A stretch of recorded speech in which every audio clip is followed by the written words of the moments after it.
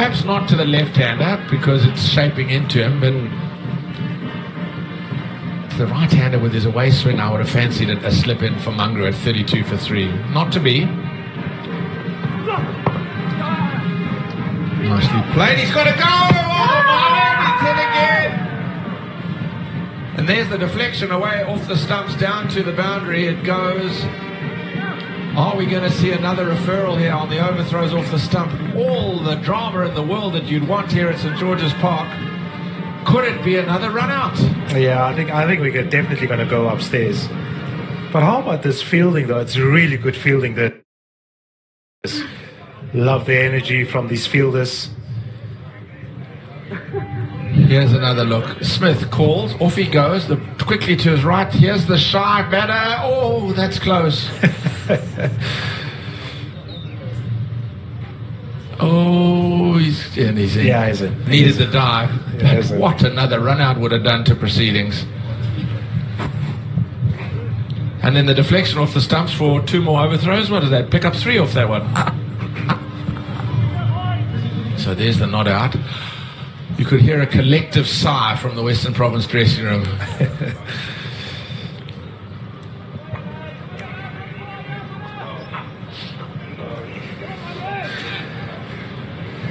This has been a fairly action-packed power play. 3 wickets down, a couple of run-outs, shies hit the stumps, 6s. What more could you want?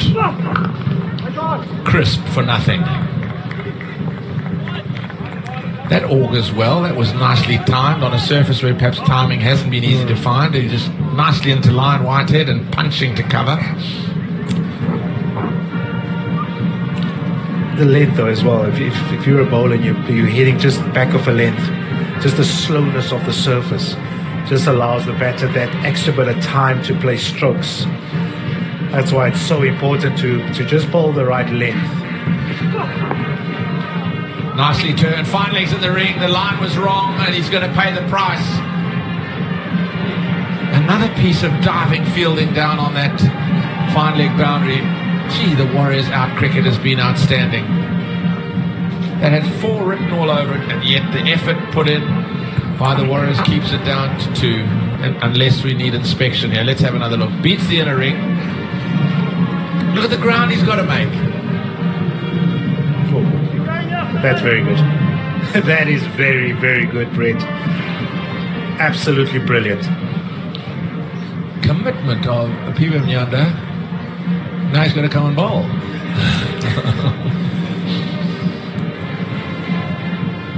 They have been brilliant in the field, have the Darfabed Warriors.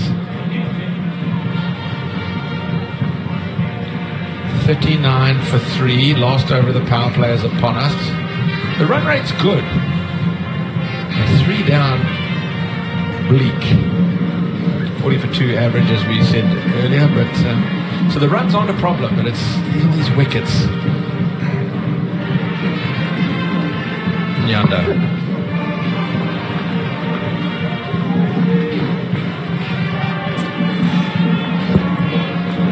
It can go the other way, isn't it? I mean, I'm thinking now about Sunday when Western Province played against Northwest and the chase is on, and they eventually try and almost get to the bonus point.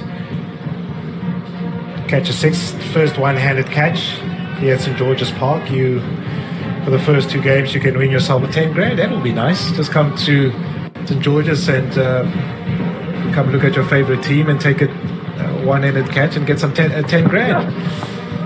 Be a lovely outing. Yeah, what a nice little boost that would be before the Christmas shopping. Yeah, definitely. So what happens then is you chase and then you get almost just miss it, but wonderful performance. But there's a way and there's a structure in how you get there, right? There's a partnership, and another guy just plays brilliantly, Daniel Smith, on that occasion. And then they go to their visitors where they are 30 for 6 in the first 6 overs. You lose the game. Game's done. Game's done. You have to play the situation from time to time. And I think they've got to have a little bit of a think about that. Not blaze away now. Let's have a bit of workman-like cricket for a while. Paddled away wide of mid-on for 1.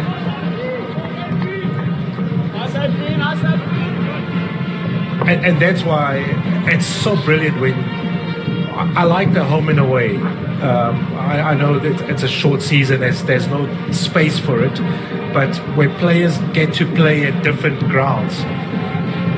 This is the last game that they played, 175 for 5. Bota's been good actually for them. They won actually the other day as well, but they got bowled out for 108 after being 30 for 6. Paddled that nicely, swiveled on the hip just to get it round the corner, just the one. I think Portland on their 4 games have had 3 at par, and they've won all 3 coming in. They had a good win up at Wanderers, if memory serves, but they are full value for the fact that they are miles clear at the top of the log and looking hot favourites to host the 1v2 game. Oh, there's still cricket to come, but when you've got 4 out of 4 and 2 with bonus points, you couldn't have wished for a better start, Gold Rush Portland.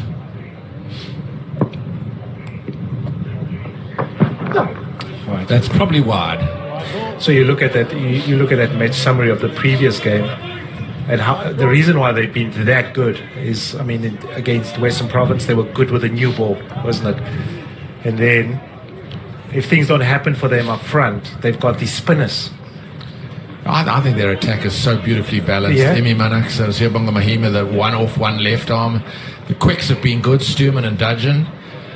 Botha for chips in. I think they've got a beautifully balanced attack. The top order's been firing as well. Kaplan, Reeves, Fortuyn, Rulofson. So they look a very confident side, do the Gold Rush Portland. Nicely worked off the hip as he just shimmied up the pitch just a touch. But I'm not seeing anything frenetic out of either Whitehead or Smith, which pleases me as we get to the end of the power play. Let's have a bit of consolidation. No need to be frenetic. There it is, reminder of where Gold Rush Portland find themselves. 11 points clear of the Warriors. I know they've got 2 games in hand, so if the Warriors win both of those, they go to 15 unless they pick up a bonus point or 2, they'll be in touch.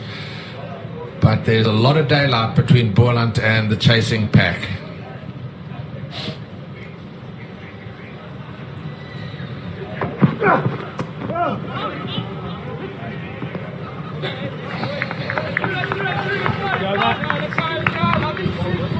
Power play is a thing of the past, and it's 44 for 3. The average one is 44-2, so they've got a few runs in the positive side, but it's that extra wicket. And you'll see a lot of Valentine Katime in this power play as he plays some very good strokes, holding his shape down the ground, using the pace of the ball, then the fielding and the great catching of Jean du Plessis. Absolutely outstanding to get rid of Eddie Moore. Beautiful pickup stroke away over mid-wicket for the maximum, and the chance missed in the ground. Then watch this fielding. Manak comes in quickly from point, 1 stump to look at, hits it from side on, and he knew straight away it was off on the victory lap. 2 down quickly. Not long after that, Katime hits this, and when he hit it, this looked 6 for all money. It just stalled in the wind. Nyanda took a very comfortable catch. 3 down in the power play. Western Province have posted 44. They're in a bit of trouble. Time for a change.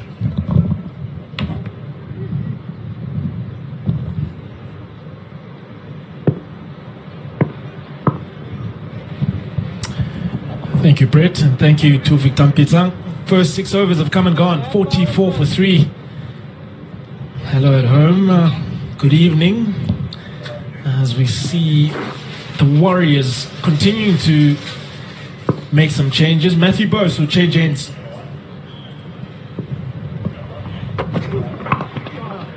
Off the pads, just worked to the dip fielder at Cow Corner. It's been some interesting fields that we've seen so far today. 2 square fielders. Not alone. Continue from Cape Town all the way to Gqeberha. Shan, Mez, good evening. And what an evening it's been. A very productive power play from the Warriors.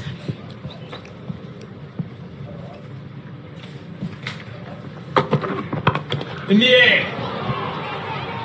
Is it going all the way? And yes, it does. Matthew Bose on his 2nd delivery of the over. And Whitehead just advances down the track and he hits it over his head for 6.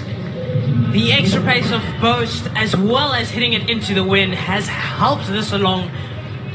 as simple as you like. What a way to start an over. Yeah, 7 of the first 2 deliveries, 51 for 3.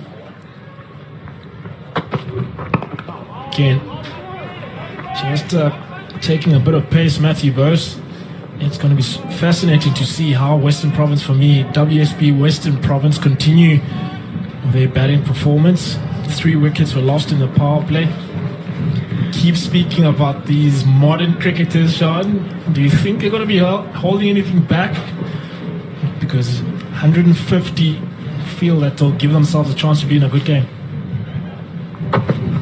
4. I don't think there's any reason to hold back. You've got through the power play, you have wickets in hand. Yes, the field is spread. Matthew Bose coming in. He has extra pace. Just continue batting as expressive as you wanted to. Projected score 156 at this current rate, 7.8. It's so important that they continue. It's been a decent start. Short uppercut. Now there's a man just circling around and looking for the second. It's going to be tight. Makes it in the end. Daniel Smith made the call early.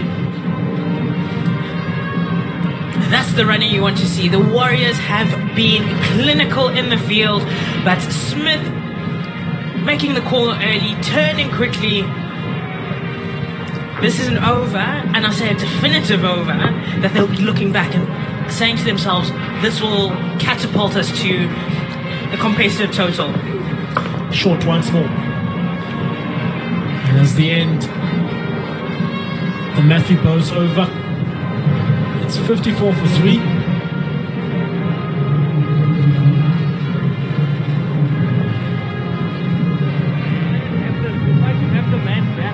I'm going to look once more at match summary from a match in Cape Town when Reno Potchefstroom Northwest Dragons played against WSB Western Province. And there was a big partnership, a game-changing partnership between Daniel Smith and Valentine Kitime. As you see there on that scorecard, 80 of 26. And then that is maiden 50 as well, Kitime. And it shows the importance of having those partnerships. But one thing that really stood out from that game for me, Sean, was the aggressiveness of that partnership. And we often speak about modern cricketers not being scared, as we see another change. Wesley Peja.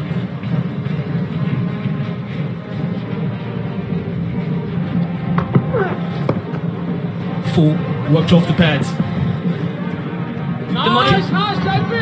The modern cricketer is definitely not going to be scared, and they shouldn't be. You are seeing somebody like Smith. He is at the crease.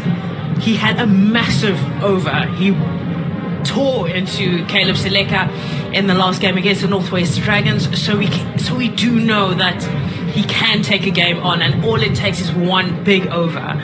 So I don't think that 3 wickets down at this stage is a definite result, especially with these 2 at the crease. Wesley Berger is a type of bowler that will mix it up well in his middle overs. So just got away with that, just coming a ricochet off the pad. And that's what I like again by modern cricketers. We keep speaking about how the game has changed. And often we'll, as commentators, because we played a game at a different period, we tend to kind of think when we play the game, Sean. And these young players these days, slow. Back of the hand delivery from Wesley Patcher will be looking to mix it up in these middle overs. I think it's so important to always have that in mind, that they don't see the game as we would like them to see the game. They'll always look to put their best foot forward at all the time in any situation. But that's what makes them so exciting. They're coming in, they're showing that they aren't scared. There is a freedom with the way they play. They're not afraid to make mistakes. You know, there's no risk, no reward. Off the hip, and to the man at fine leg. And I think what's so good as well with the advent of the SA20, often come to these games and speak about how some of these strike rates have been on the low side. And we can definitely see now, there's one picture. Yes, of course, you want to win this tournament for your side. You want to do well and represent your union, your franchise really well.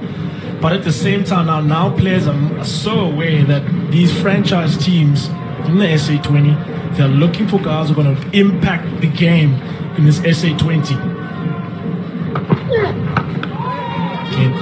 Good delivery on the stumps. Work nicely off the pads.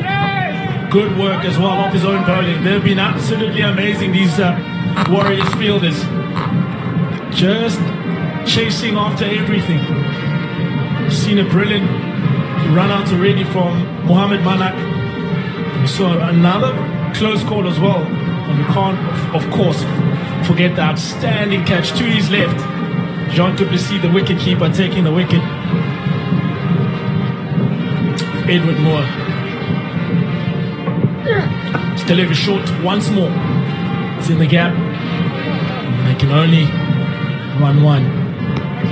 It ends the 8th over. It's 58 for 3. What I do like about these young players is, as much as they are taking on the game, they are very aware that SA20 is around the corner. You starting on the 26th of Jan. Big opportunities, not only for the players but also for the fans.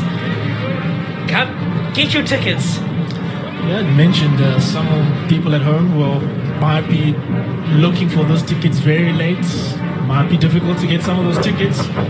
As we look at 6 franchises, 34 matches, 6 cities here on your World of Champions, of course. And one thing as well, Sean, we can't forget, is that there could be some late opportunities as well.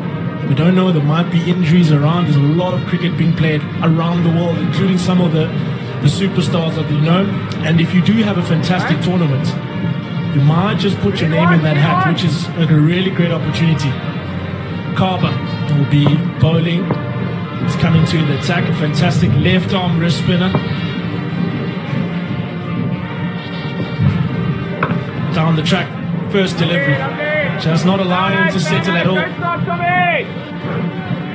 And again, just looking at the coach and how he prefers things, he's used them in the SA20 as well, Carver, and he's brought him to the Warriors once more. Change of field, long on, up to mid-on.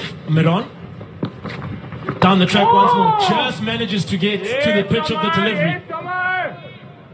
Had anticipated him coming down the track once more. It's an interesting matchup, especially having the wrist spinner versus Daniel Smith. We know what Daniel Smith did to Caleb Seleka. So an interesting matchup, and great to see that Garbutt probably watched that match, adjusted his line, adjusted his length, bowling outside of the arc of Daniel Smith. Lots of conversation, lots of animation on the field with changes. Deep backward point. It's been very interesting to see how the Warriors have operated. It is their home game, and they've had fields that haven't been familiar to most. Short, pulled, and straight to the man at deep square. And what's been fascinating is just understanding home conditions. We've seen the catch of Valentine Kitime being caught at square leg, understanding the angles. There's one thing just setting standard fields, but the ball doesn't go to those areas. They've been really good so far. Down the track once more, looking for ball just being played over mid-on.